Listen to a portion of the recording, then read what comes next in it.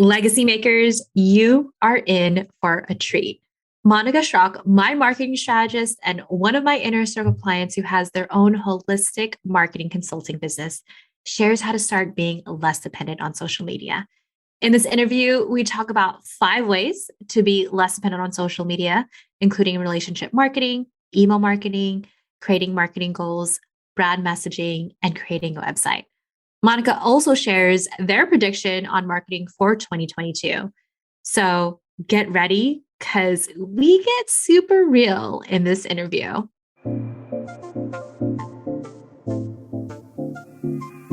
Hey, Legacy Maker, it's Elaine Luke Hardis, business and career coach for women of color and allies, and your host for the Call Your Dreams podcast. As a first-generation immigrant, I know how much pressure there is from our family and society to have a safe and secure life.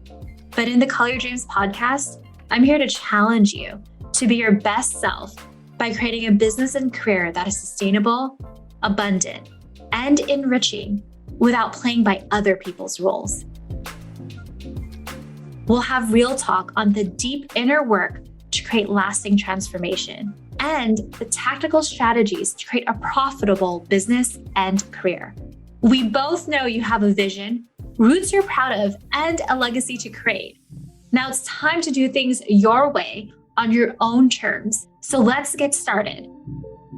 Now grab your coffee, tea, and/or boba, and let's call your dreams to create your legacy.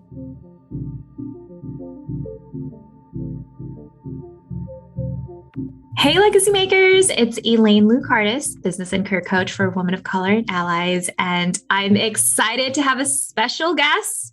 This human tends to be a favorite whenever they come on and coach my mastermind clients. It's the amazing Monica Schrock. Monica, you and I have known each other since, I always say this and I always forget, June of 2018. Yeah, So, that's right. almost 4 years. I basically proposed to Monica because not only is Monica my client in the inner circle, Legacy Lifestyle Inner Circle, but I've also hired Monica to be my marketing strategist and consultant. So I'm so stoked to work with you. I'm so stoked to have you here. So Equally stoked to be here. Yay! We're going to be talking about how to start being less dependent on social media. And I can't think of anyone better but Monica. So Monica, can you share what's your legacy, what you do, and then we're going to get into all things. Yeah. My legacy, that's something that has definitely evolved over the years as things do. But I think now, I had to come to terms with the fact that a couple of years ago, I came to terms with the fact that I really do like marketing. And so my legacy now, I think, is to really support people in creating marketing methods that match who they are and being able to do business in a way that works for them. And that, means co-creating holistic messaging and marketing methods with people who disrupt norms, create inclusive spaces, and drive purpose through, culture, community. Sports is something that I'm really focusing on too in the future. So yeah, I think that's my legacy, is to really bring holistic marketing and messaging to the forefront of what has, kind of turned into a social media driven and manipulation heavy industry.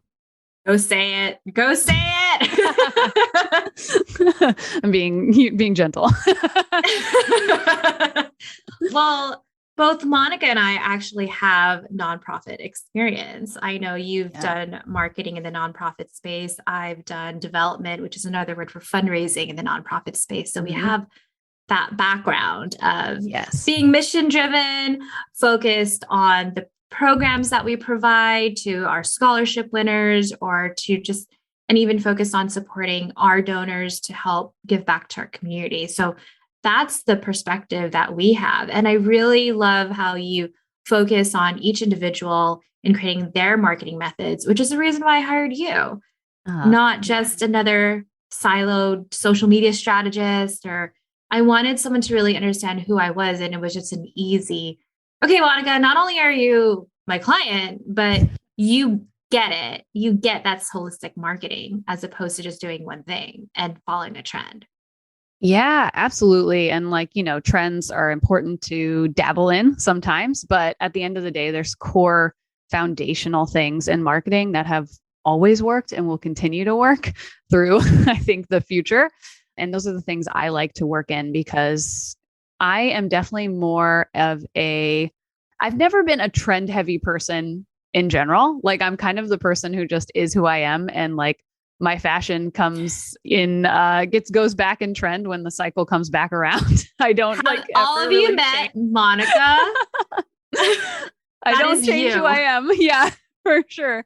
So in marketing, I kind of apply the same principle. Like, there are things that I know I like to do and holistic things that help people build a sustainable business that isn't based on trends, isn't so fleeting. So when they want to try something that's trending, it's not like they have to rely solely on that one thing and rely on if it takes off or if it tanks. I don't want people to be in that position.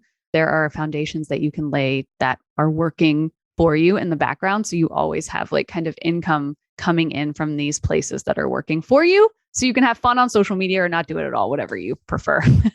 Whatever works for you. Whatever And works for you. I think for us, I mean, we're in our mid 30s and we're just Yeah. realizing how much we just want to connect with others. You're an introvert, I'm an extrovert, but I know you hate this word, I do too, but in an authentic way, but in a way that feels aligned. And so you were talking about the core foundations of marketing. Yeah. And I would love for you to share with our audience, what is your past experience that made you realize what are the core foundations and what is holistic marketing? Yeah, I love that question. And for the record, for everyone listening who doesn't know me, I don't hate the word authentic, but I think it's a bit overused and not. It's a trendy word. Trendy word. It's a buzzword that's not used in a, for lack of a better word, authentic way all the time. And, as a marketer, I definitely tend to get burned out of trendy words, I think, faster than people who don't work in marketing. And I'm sure shout out to the other marketers who do too. We're tired of it faster than most people are because we have to see it so much. But yeah, what foundational, components of like methods of marketing, like you just said, we're in our mid 30s. I just turned 35. So I've been working in marketing since I went to school for it, which somehow happened. I went to college for it and still work in it, which is really rare. But I've been working in marketing since 2007-ish, and social media barely existed then. Facebook had like just came on the scene. I think in 2007, you maybe still needed a college email address to have Facebook. Yes, possibly. I remember. Yeah, I was there so too. I think we lived in such a great time understanding life before social media, but continue. Yeah. We had some MySpace, some Friendster, some LiveJournal, Facebook Zynga. at that time. Yeah. And none of that was really being used for business. It was kind of just what it was, a social and network and expression platform, things like that, So when I graduated college, we weren't studying social media really at all. We were studying some of the things that like are the foundations of marketing, and social media and digital marketing has definitely enhanced the game for sure and widened the reach and the possibilities of what you can do with your business, which I love about it.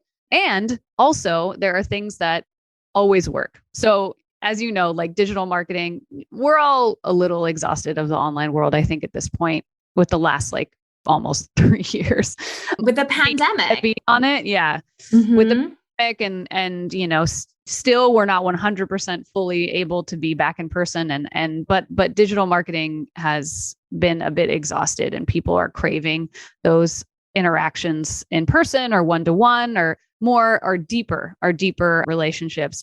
But that being said, relationship marketing and building a network and having a network that, in business, transactions inevitably happen. That's what business is. But building a network that isn't based just on transactions and exploitations has always worked. It's always been on trend, and it will always be on trend to have a community, show up for that community, give back to that community, and then have, them do the same for you because it comes organically and naturally. So that's one of the core foundations. I always tell people, even as an introvert, and I know other introverts don't like so much to kind of like tell people what they're doing right away because it's overwhelming. It's intimidating to put ourselves out there in that way. But I always tell people, if you feel comfortable telling your personal network about your new business venture or your new project or, whatever you're working on, it's the best place to start because they are in your corner already and they want to advocate for you. They want to support you. And even if that doesn't mean giving you money or hiring you, that means sharing what you're doing. That means shouting you out. That means telling other people, oh, yeah, my friend's doing this if they hear that someone needs that. So that to me is the foundation of all marketing and having a business. Word of mouth will never be dethroned. No, Forgetting. Yeah.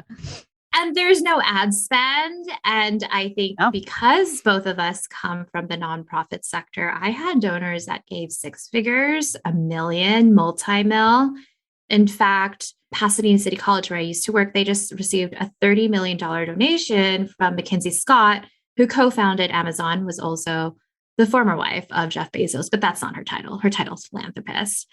And they came from relationship building, and it's the best compliment and review. And I always like giving people the example of, I remember when I was at a former job where we always bought cookies from one of our coworkers because she made the best cookies. They had no Instagram, no Facebook. It was just literally taste in the mouth, not even word of mouth, like drbomb.com. Everybody needs to get these cookies, but that's how it starts. It's kind of like, where do you get your manicure, pedicure? Your face looks amazing. Who's your facialist?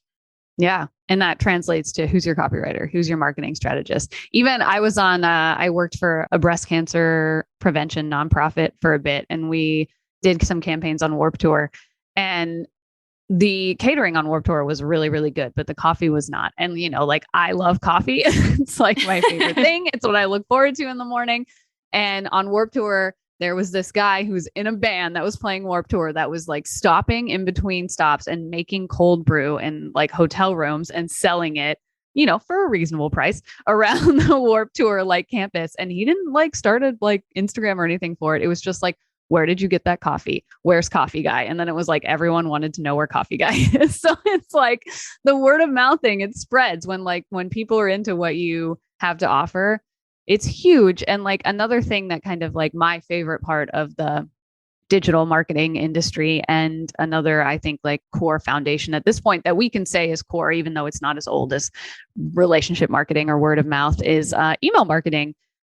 That's one of my passions. I love it. And I think we've seen time and time again that email marketing is not going anywhere. Our emails aren't going anywhere. We have had many social networks. We've had many communication platforms like Slack and whatever, and that will cut down emails and things like that. But when it comes to finding out what's happening with companies you really want to be engaged with or you love buying from, you sign up for their email list and you get that discount, and you want to know when their special offers are, and you want to know what's happening with them, and you want to know more about them and engage deeper. So email marketing is probably my second core foundation of a business, because at the end of the day, social media, we've talked about this many times before in lives that we've done and everything.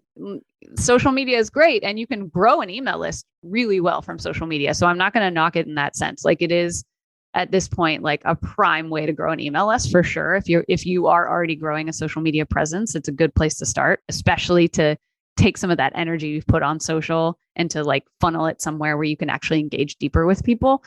But social media, something happens, someone reports your account or some glitch happens and Instagram shuts you down, and maybe they bring it back, but maybe they don't. And then your list of people are gone.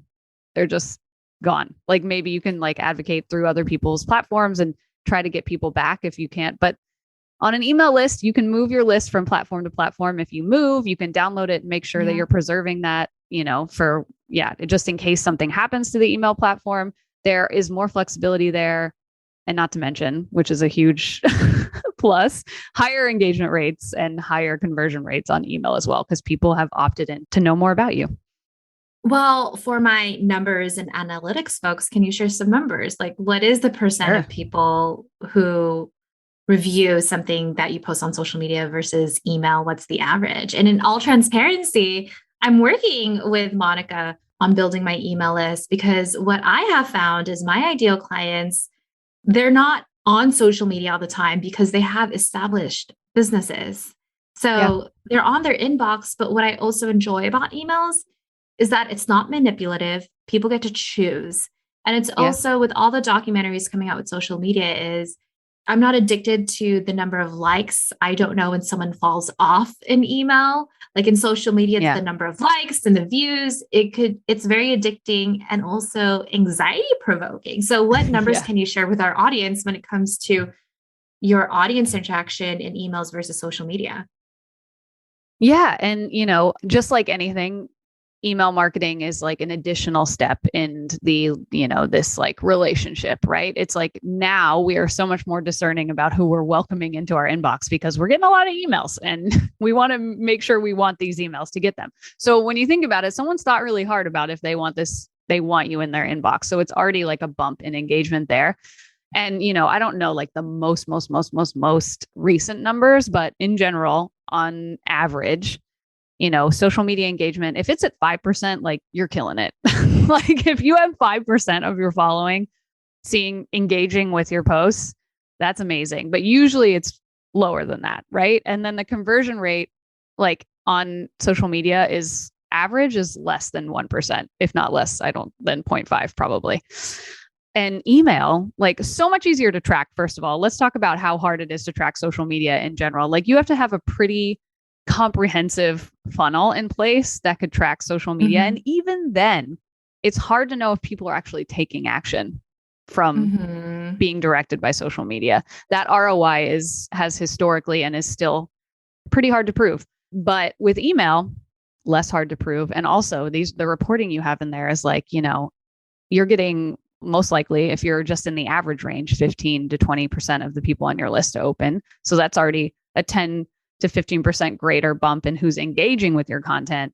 And then, clicks, conversion rates are exponentially higher as well. A good click rate is like 2 to 4%.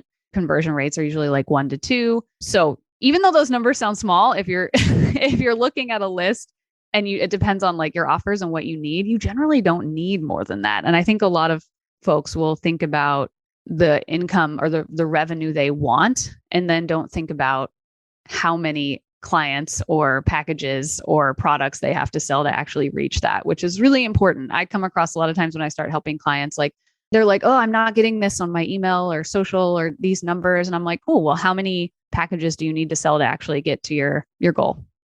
Can you actually handle that many clients? And they're like, oh, I never thought about that. Because there's this number, right, rolling around the online business community, which is like $10,000 a month.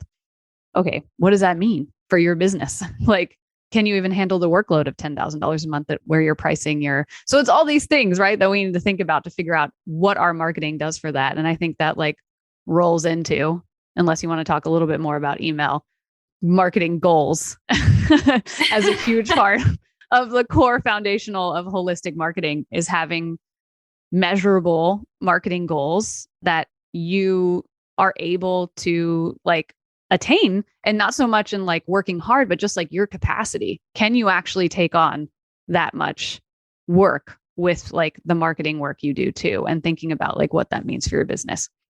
Yeah. So Nicole Cruz, who I also interviewed in the podcast, Hey. is also working with Monica. And we were bragging about Monica about where the marketing is focused on the numbers. And I'm not talking about number of followers, just even, okay, looking at the engagement, open rate, what's really working. And it goes back to holistic marketing. How do you want to do this holistically? And what we've identified in my own business is I want more long form content where I could just be real and honest, because in social media, you're only given X number of characters and words. Then there's the hashtags. And then, like we said earlier, it's a popularity contest, and reels and videos are really important. And I see my best clients coming to me who are established, like you in the inner circle, where you pick and choose what content you want to read or receive and educate. We don't have yourself. A lot of time. No. So you're going to be choosy and picky on what information you're going to educate yourself on. So I'm hearing the core foundations: relationship marketing, email marketing. Anything else you want to add? I would like to add marketing goals. Marketing goals. Yes. Yeah, because, like analytics are really important and I'm such a nerd for them. And you know that, Elaine. But really what it does is it's really liberating. Having goals associated to the numbers of your marketing isn't just like do business this way. This is how business is done. It's really liberating to yourself as a person to know like, oh, I actually only need 2 clients this month to like reach my goal. 2 more clients, like, to commit to a 3-month thing or whatever. And that's like really liberating to think like, oh, I want to make this much money could feel very overwhelming, or I need to make this much money can feel very overwhelming. And it's like, but what does that mean in translated to the work you have to do and who you need to sign on for that, or how many of whatever you need to sell? And that I think really brings peace of mind to people to know, or they realize that their pricing is way too low for the amount of revenue they need or want to make. And we get to make those adjustments. And that can be really liberating in the sense that, oh, I thought I was just doing this wrong, but really this math didn't add up to what I needed. So for me, having goals with your marketing, and really these are business goals too, because it lends itself to how much effort you need to put into your marketing. And a lot of the times it's less than people think. And it's not so overwhelming to be like, oh my God, I need to be doing all these things because everyone's doing all these things, but you don't even know why you're doing all those things because there's no number connected to that platform. And like you said, it's not followers, it's like results. What are we looking for in results? And followers, growing your following with a community that's not engaged in the first place doesn't do it. Doesn't matter. And I just appreciate you talking about numbers because people get scared talking about the numbers and people associate numbers with the hustle. But for those that are spiritual, I'm actually a Reiki attuned, which a lot of people don't know, is that what you measure manifest. And when you're looking at the numbers, you could keep track of everything. And, in all transparency, I was thinking we're recording this podcast in January, right? So this is launched here on February 24th.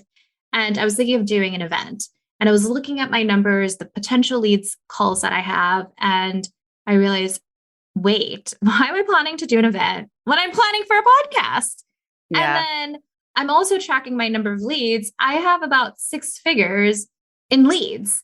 So why am I going to do this? So often we think we need to do more, but that's why it's important to track. And for me, I look at my numbers every week. So I really appreciate you sharing this. And here's the reason why. I was in debt. I was in 55K in debt. And I know you have been too. And so just even taking numbers seriously. Anything you want to add to that, Monica? Yeah, I love that. And, looking at your numbers every week, it helps with a lot of things. If you have an accountant or a bookkeeper, or you don't, looking at your numbers every week can keep you from having hours of work at the end of the quarter or the year also. But for me, the numbers that like the only trend I like is seeing what trends are happening in my, on my marketing platforms. Like, what are people paying attention to? Like trends within my community. I don't care what's happening outside of my community in a sense. Like, I have to be tuned in to some things because otherwise you just are like looking at the internet and don't know what's going on. But in general, trends to me are patterns. Like, I want to see the patterns that are happening. Like, what kind of long form content should we be creating? Like, what kind of emails are resonating? Which emails are informing people to like click more, and looking at those patterns. And so numbers are money, but numbers are also patterns in your marketing to show what's working and what's not. And to be able to be like, oh, people were really interested in this email. Let me like dissect why and what that means and what the content was in here. Like, what are people really resonating with? So numbers can go beyond sales. And I think a lot of times people stop there. But it's really important. And what I do with my clients, as you know, Elaine, is like I have a whole list of, in marketing, we call them KPIs. It's totally jargon, whatever. Key performance indicators is what it means. But I put in my marketing game plans for people. This is simply what we measure, what we measure every 3 months. And I do it monthly for my clients, but I advise people to do it quarterly at least. This is simply what we measure. And some of that is not even quantitative. It's qualitative. It's like, what did you actually enjoy when you're marketing, or what did you dread showing up for like this quarter in your marketing? So I think just measuring in general, like you said, we manifest what we measure. It's important to know where you're going. And even if you don't hit those numbers, you can't know where you're going unless you know like where you've come from. So it's really important to know those things. Yes. And for those that are watching this video, if you're seeing me look down, it's because I take notes in my interviews. The gems. Yes, the gems, and making sure I follow up with the right questions.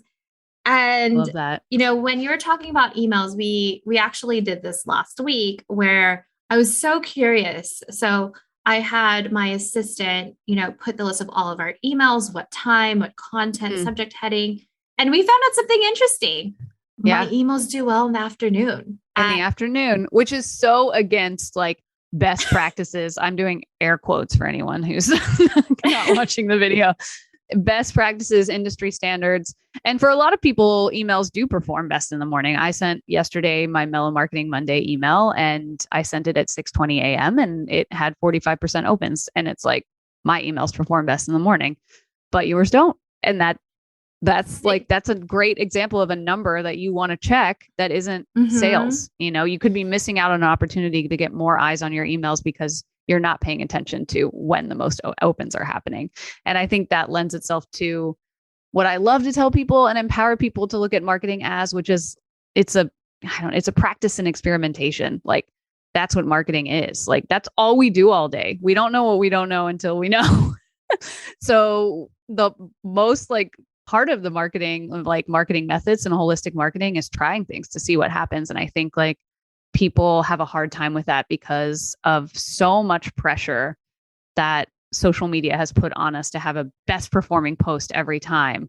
Or, so much pressure that capitalism has put on us to keep growing. Like, infinite growth is the goal. It can't be the goal. It doesn't even make sense, Yeah. So yeah. I think the hardest part. So I've been in my coaching business for 5 years, but what a lot of people don't know is I had a business beforehand. I actually had a 6-figure business as a nonprofit fundraiser. Yeah. I had one client that because you were a contractor, right? Yeah. That was my business. Just one client for 6 figures.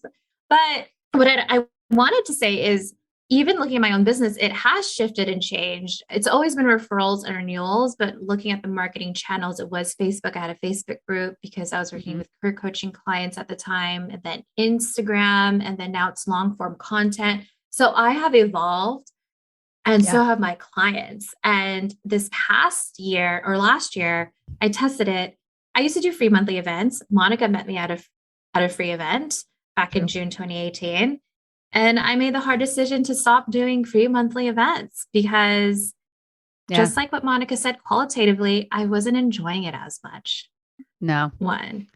And they weren't working as well. It wasn't. Yeah. If we look at numbers, it wasn't working as well. Yeah. And I realized my clientele has changed. I'm not meant to work with ideation, starting entrepreneurs. I'm meant to work with scaling entrepreneurs who want to grow team, scale with the right numbers and lifestyle that they want.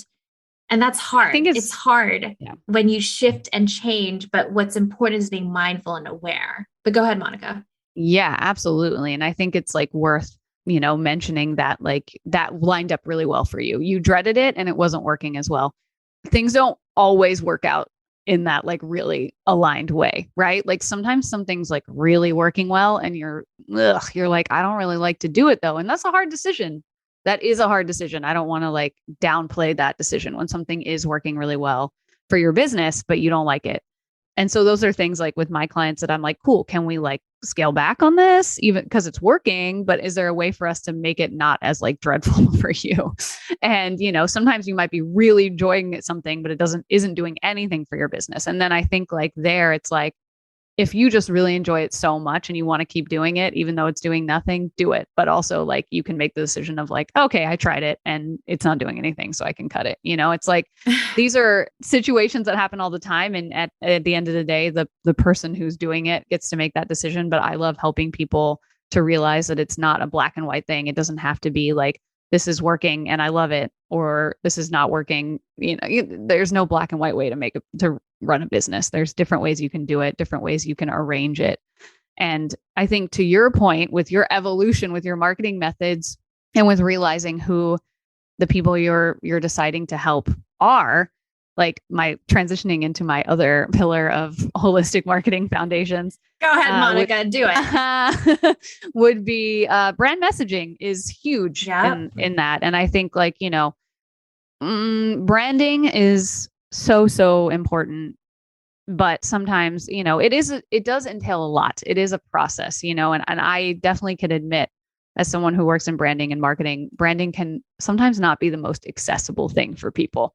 So it makes sense that people skip the branding process sometimes, or just have a logo and a color scheme, which is not the spectrum of branding. It is a very small percentage of what branding is, and go straight to the marketing because they need money. They need money before they can brand. And that totally makes sense. Like, there are a lot of people out there that don't have the funds to just have a full on brand strategy with brand messaging and brand visuals from the beginning of their business, And I totally get that. So I think, like, when you learn more about what you're doing in business, and I think in this online business ecosystem, like, that works pretty well because you're experimenting, like we said, was really great. And then you get to decide, like, where are you going to dig your heels in and really, like, establish a place in the market for yourself. When you get to that point, brand messaging is the next step, because one thing that makes selling easier is that what you're saying is positioned towards the people that you want to notice it. And without brand messaging that's repetitive, marketing is a practice in repetition. If you have brand messaging that's honed into exactly what you do, how you do it, and who you do it for, that repetition, that brand awareness is going to build for you, and you're going to be able to do less and less in your business and sell less and less and convince less and less, because it's just going to resonate with who it's supposed to resonate with, and it's going to reach them once you figure out where their marketing is actually reaching people. Well, and I think a huge part of it too, when I think about when I've gone through the brand process, I worked with Tiffany Newman with my colors and logos and messaging at first, and then I hired you. Yeah. Is I knew who I was and I knew who I wanted to serve. Yeah. So I would even suggest not even starting that way in the beginning, but what you and I have always advocated with our own clients is doing those target market calls and asking for feedback from your audience. Yep. Monica, you helped me create my legacy lifestyle inner circle because I noticed that there was a huge gap with my mastermind clients who are aiming for 6 figures. And then after that, aiming to scale with their lifestyle. And it made me feel uncomfortable because it's like, there's like, I realized some of my clients are not as engaged in the mastermind. Let me go ask them. And then you gave me the feedback. I was like, I'm thinking of starting this. Yes. And then I started after. Yes.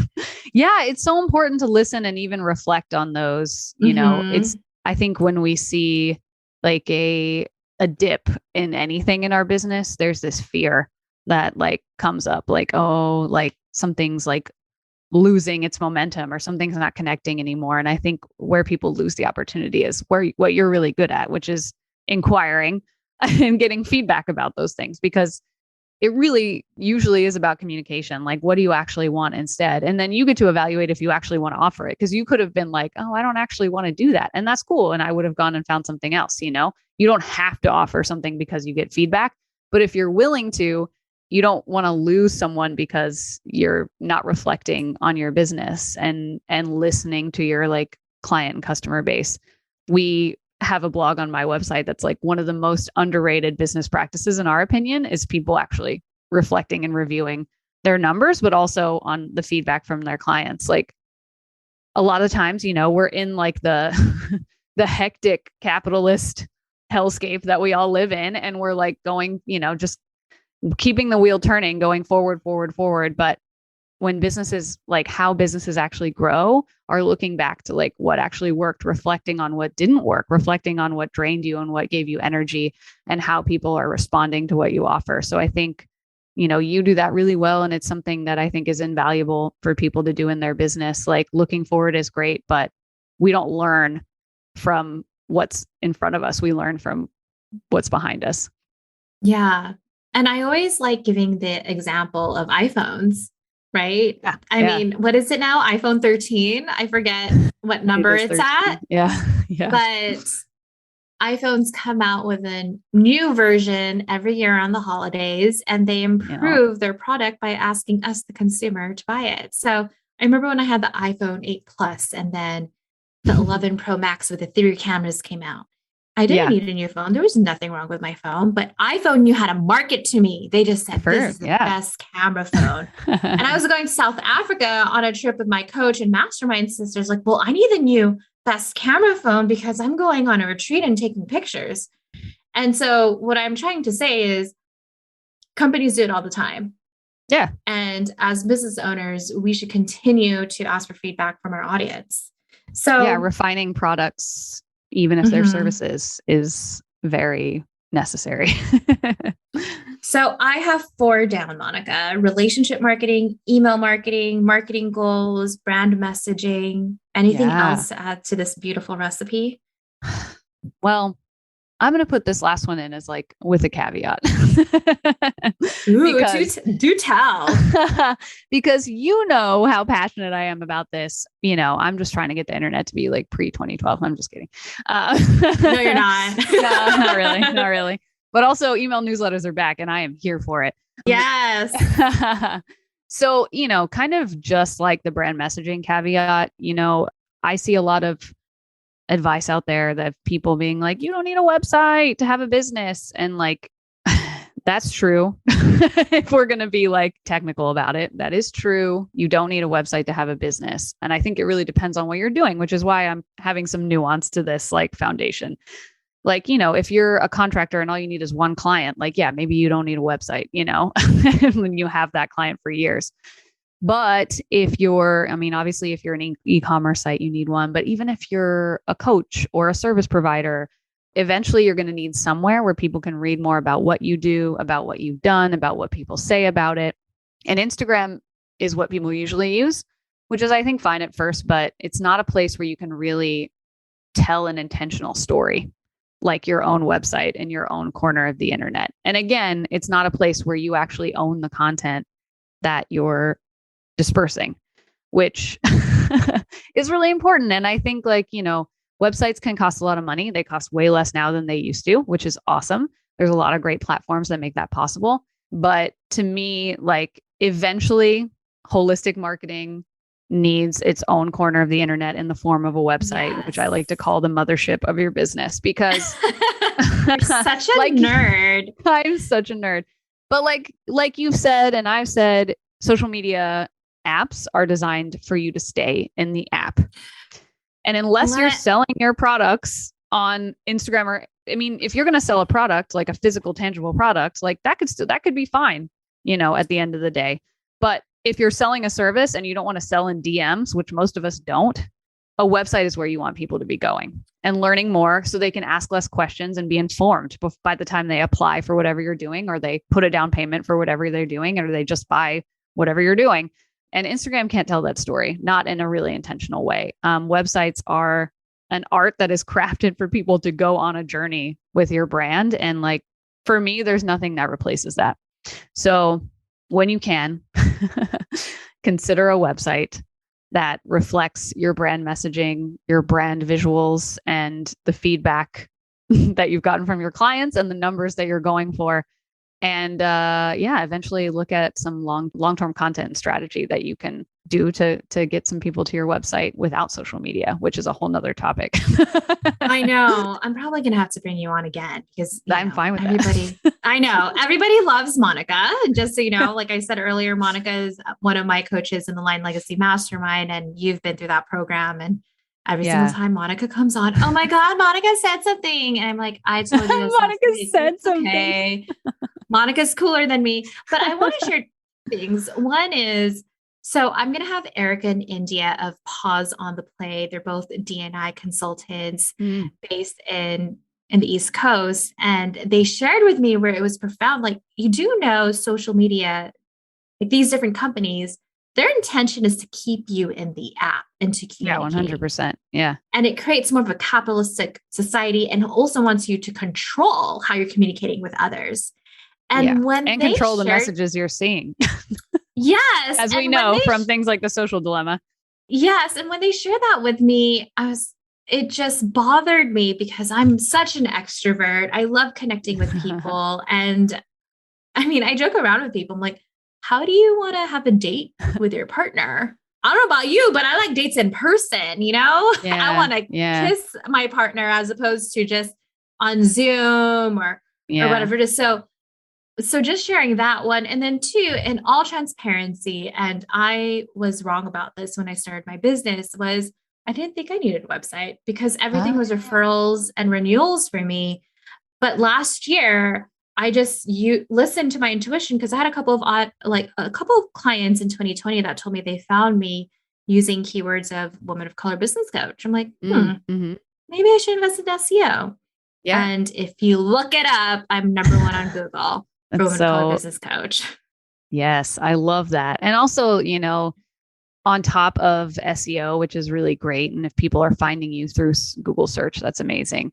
The other side of it is like, people go to websites like they do. They want to like, I check out before anyone. And I know I'm like positioned in a specific way. I'm like a digital marketer. I'm always going to check out people's websites, but I'm going to check out what's going on. And just for me to be prepared, I want to know what someone's about before I talk to them, and I think for me, what having, a really like built out website for what I do has done is people read it and they'll come like to, they'll email me or they'll come to a call and be like, dude, I read your website and I'm like all about what you're about. Like I am here for this. Like, and they're already pumped to work with me before I even like pitch them because they've done the research which they're going to do. And I've created that intentional journey on my website for them to see what I'm about. And at that point, they already know. Mm-hmm. And now we just talk logistics, basically, So it's like, you don't have to do so much selling. Not that we ever want to have to convince someone because that's a little too much work. And I think if you have to convince someone super hard to buy your service or product or package, then it's probably not going to be a great fit because they're probably going to expect a lot because it took so much convincing, So when you have something that already, one, shows people what you're about and gives them all the information they need and is like fully transparent, and two, really like has people eliminate themselves from the equation if it doesn't make sense for them, it creates so much more space for you and less work. So I love that about websites. And don't worry, I will put Monica's website in the show notes so that and I highly suggest, I am proud of it. I highly suggest you do join their email list and their weekly newsletter. It's pretty amazing. Oh, yeah. Thank you. Yeah, it's called Mellow Marketing Monday and it's a weekly moose for rebellious marketing. So I love a good rebel moment. So if you're here for that, I'm here for you. Well, can you share why people should even consider being less dependent on social media and what are predictions you have for marketing in 2022? Sure. Yeah. Why? Yeah. I mean, I probably don't have to give people many reasons why. At this point, I've seen a trend. A trend in 2022 is that people are tired of social media. And people, I think, I've seen in my circle and online, I think people are really just looking at social media like, hey, I just want to like have some entertainment time here. I'm not really like looking to be barraged with like business stuff on social media, and I want to add to that. I noticed a lot of my friends who are not business owners, we just share memes or quotes and accounts on social media as opposed to like, oh my gosh, you could learn how to make your first $1,000. Here's the post. Like we don't even share that. Usually it's a lot of Target quotes for me, Yeah, exactly. And like, I'm the same. I'm like just memes of like raccoons and possums and basketball or whatever. And like you said, like I'm your ideal client. I'm not browsing Instagram, Facebook. Like I'm maybe even looking on LinkedIn a little more to see what's happening in my network than I am on those platforms for anything that has to do with business. And I think you'll see a trend with that. I think people are craving like more, like you said, IRL interactions, whether, at this point, we don't know how often we'll be able to do that. But I think, it's important to vary the spaces that you're creating for your community. Like a lot of people are on Discord, like they're on Twitch, they're like, they're even in the metaverse. Say what you want about it, but they're there, like here we are, and it's like, there was Clubhouse for a while, which like kind of like, died down a little bit. But I think think about the creative ways that you can foster community. Because honestly, to me, and I think one of the trends in 2022 is people are picking up on the fact that social media platforms are not communities. They are, like you said, they are hubs of capitalism and control for the most part. And that sounds like reflecting on what I just said, that sounds a little like conspiracy theory. When I look at it, and I wouldn't say I had the most incredible high school experience, I was bullied. And when I look at social media, it feels like a yearbook. And I have to be like the popular kids, and I don't want that. Yeah. And there's like the rebellious kids, which I don't miss the irony there of like my positioning in the marketplace, but no, like and it is like that. Like, let's see what the high school cafeteria has to offer. We're pretty much looking at the same thing. well, and I'll say this, and I want to be real. There's a lot of business owners that don't know how to have social and interpersonal skills in real life or Yeah. even in a conversation. I'm just being Yeah. honest. Yeah. And I think that's the benefit from both of us growing up with pre-social media, and actually even a benefit of having a full-time job Yeah. prior to having a business. Like, how do you deal with people you don't like? Because Yeah. I think there's this notion in business Strengthening where that muscle. I don't like you, so I don't want to work with you. And I'm not saying you have to work with people you don't like, but you have to learn how to gain Yeah. respect and connect with people and have direct conversations. Miscommunication happens with your clients and your team members. You're going to have to learn that if you're going to want to grow in your business. Yeah, absolutely. I also think another trend of like in 2022 is really dismantling like hierarchies in what we Yes. do. Like these, I mean, I'm not really like present in the coaching industry, but like I know there are like big coaches that people think are like above other people. And I think we're seeing that people are demanding more from those coaches in general. See my eyes rolling if you guys are watching this video. Elaine's eyes are rolling. But I think also, I like to really emphasize that I co-create these things with people because I am not looking to come in and tell people who they are and what serves them. Like I'm taking that clue from them and like creating something around it with them that makes sense for them. And I think like when people come in and be like, I'm the expert and that's why you should listen to me. I think people are tired of that. We're all experts in ourselves, and people coming in and trying to like kind of bully us into like paying them money to tell them to do it their way. And because they have X amount of experience is like, I don't know. I think that's going to be over. Like experience is valuable. I don't want to downplay the fact that like experience is valuable, but it has to be within a collaborative environment and understanding that everyone has something to bring to the situation, regardless of their professional experience. Coming from the nonprofit sector, both you and I was in fundraising and I was around very wealthy people. I'm talking about like the founders and owners of Trader Joe's, like the heir of huge newspapers that I'm not going to mention right now, but you would know this newspaper. And I had lunch and dinner with these folks, but they were never, I know everything.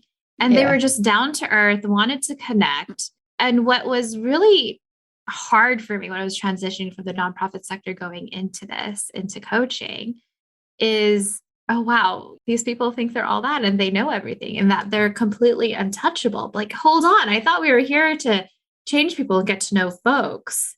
Yeah. So I'm so glad things are changing. And also what I've noticed too is that it's not as easy to convert just because you have a big name. And it's, if anything, people are like, and customers and clients are becoming more intentional. They're reaching out and seeing like what is not just the client success and client results, but even client satisfaction. If people are actually enjoying working with these folks and individuals, which is why I share client legacy wins every week, because it's not just a one-time thing. Yeah. It's not just about the revenue. It's not about those things. It is in the sense that we have a amount of money we have to make to survive, but which is just the reality that we're in. But we are more than our production. We are more than our output. And I think, treating people according to that is really important. And I just want to say too, while people are building these businesses where they want to have balance and have their ideal life, like remember that the people you hire are humans too. They're trying to do the same thing. Because what I usually see is people hire people and then they're like, I want to like have balance and I outsource so I don't have to do things, but then they don't treat their contractors and service providers with the same respect. And so like they want the same things. So that's something that I'll just like throw in there because I think outsourcing is huge in the online business industry, which is great, but recognize that people aren't here to just like pick up what you don't want to do whenever you want to do it, whenever you don't want to do it, Yes. I mean, even the hard part about scaling is making sure that you have the right team that you need, right? And making sure that in the right team, like the different positions, you have the right person in it.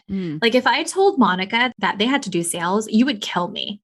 Nah, I wouldn't do it. I mean, I think you would end our relationship. And it's not that I'm not good at it, because I am. So I just want to say that too. Like sometimes even if you're good at something, if you don't like doing it, that, like I've had to learn from that for sure over the years, but now I'm like, no way.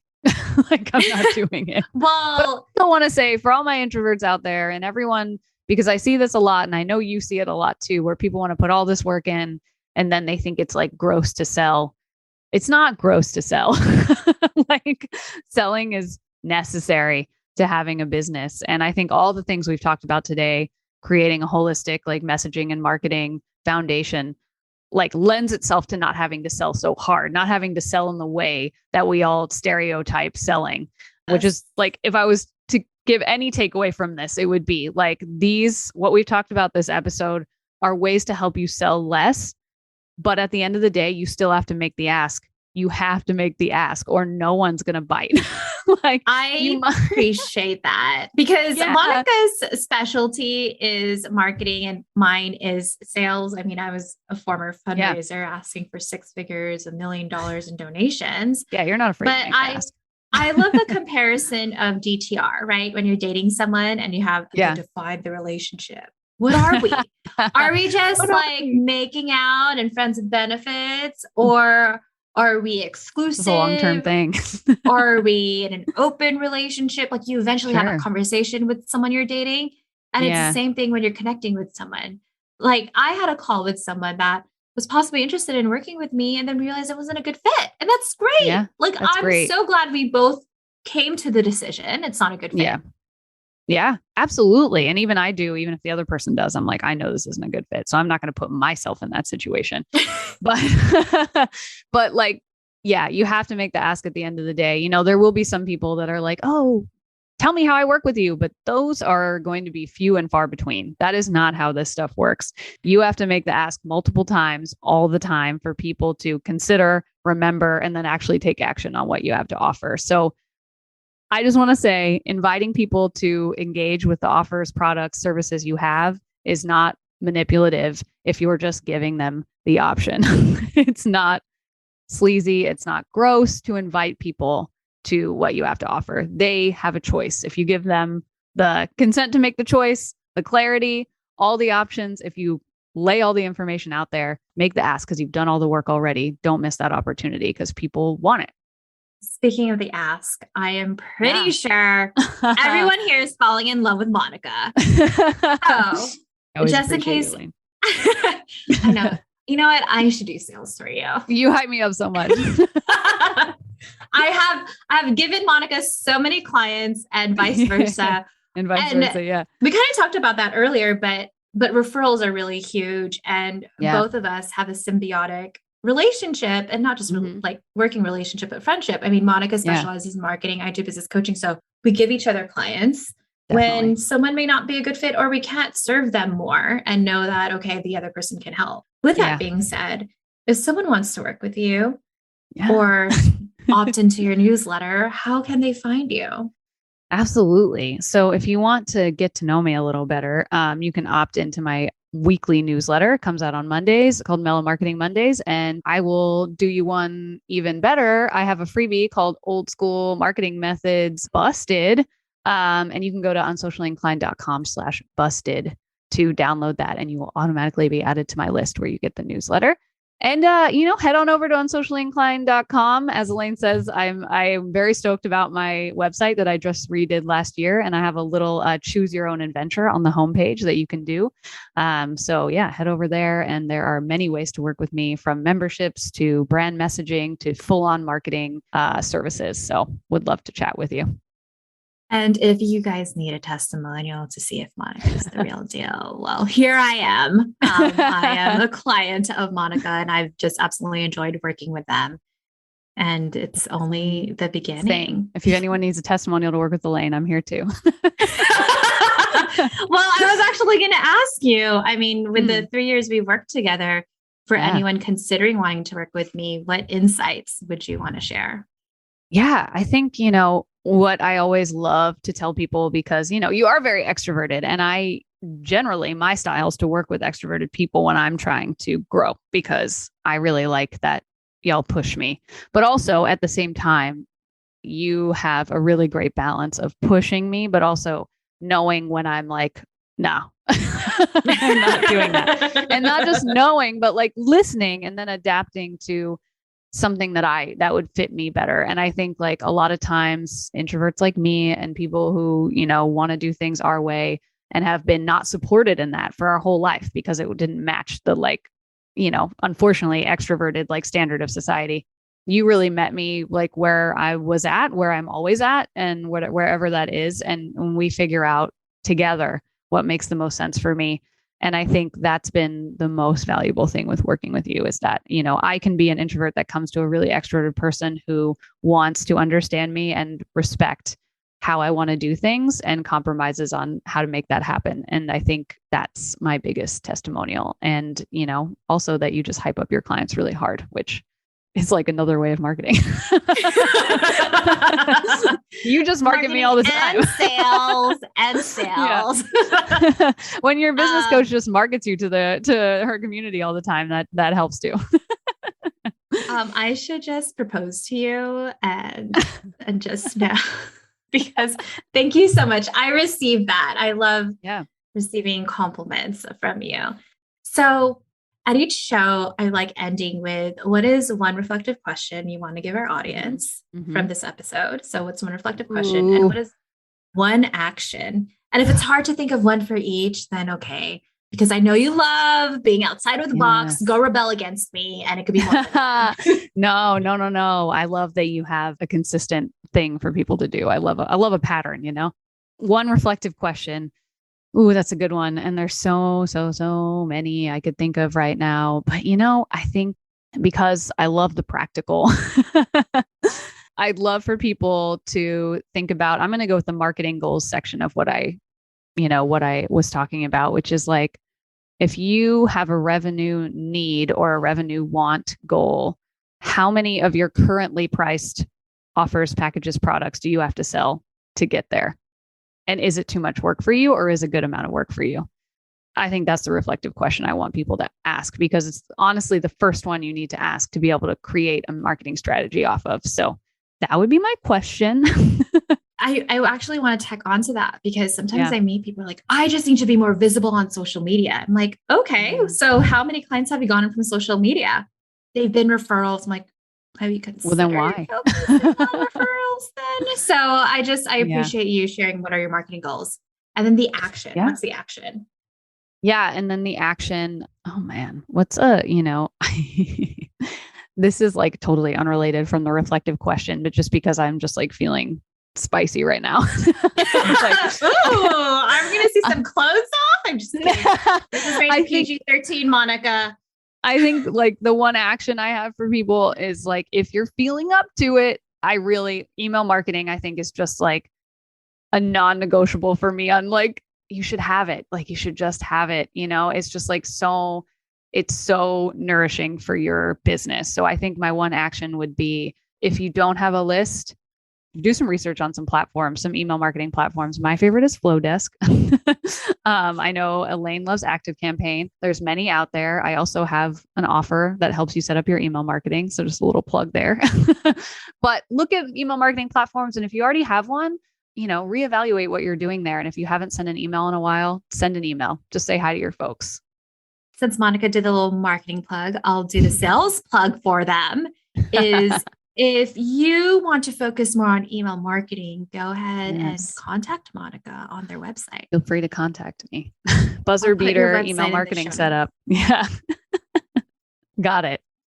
Monica, thank you so much for your time. Thanks for having me. I have 2 pages full of notes. I love that. Show me them gems. And if you love Monica so much and we need to have her back in the show, send me an email. See what I did there? I said, send me an email, not send a DM. Send me an email. I love that. And Monica, you also have your own podcast that you do. I was just going to say, I should plug my podcast too. I do have my own podcast. We don't do a weekly thing like Elaine's going to do, which I love, but we have 2 seasons out, and the podcast is called Business Without the Butts. I co-host with my biz and life really great friend, Cassandra Lay, and of the Quirky Pineapple Studio. And we talk about marketing and branding without manipulation and with all the like really uplifting and I don't know, collaborative possibilities that there are in the future for better marketing and business for all. So check it out everywhere you can listen to podcasts except for Amazon. Such a rebel. And because we believe in collaboration, Cassandra Lee was in my Line Legacy Mastermind. So if you're looking for another marketing strategist, Cassandra's another person too. Yeah, absolutely. We do the same thing and we are not ever in competition with each other. So check Cassandra out as well. Collaboration and community. You're welcome, Cassandra, if you're listening. Well, Monica, thank you so much. And Legacy Makers, we'll see you next Thursday for the next new episode. I don't know about all of you Legacy Makers, but I have 2 pages of notes from that amazing interview with Monica about having a holistic marketing plan. And as Monica mentioned, Monica has been a client for 3 years and is part of my elite Legacy Lifestyle Inner Circle program, where we help our clients scale a business that is more aligned to them. And while working together, Monica's legacy is to help business owners create marketing methods that is aligned to them and not based on trends. While working together, Monica has always been both seen and heard. So, if you want to scale your business and create a legacy that is sustainable, abundant, and enriching without playing by other people's rules, go to elainelu.com/inner circle. And at that link, you can schedule a complimentary 30-minute call. And in this call, we'll see if it's a good fit to work together. And here's a bonus. During that 30-minute call, I'll give you 3 action items towards your goals. Legacy Maker, did you enjoy today's episode? If so, subscribe to the Call Your Dreams podcast and leave a rating and review. It goes a long way, and it's one of the best ways to support our Call Your Dreams movement. Want more? You can find all of the links and information mentioned in this episode in the show notes on my website, elainelu.com/podcast. All right, Legacy Maker, I'll see you next Thursday for our newest episode. Remember to call your dreams to create your legacy.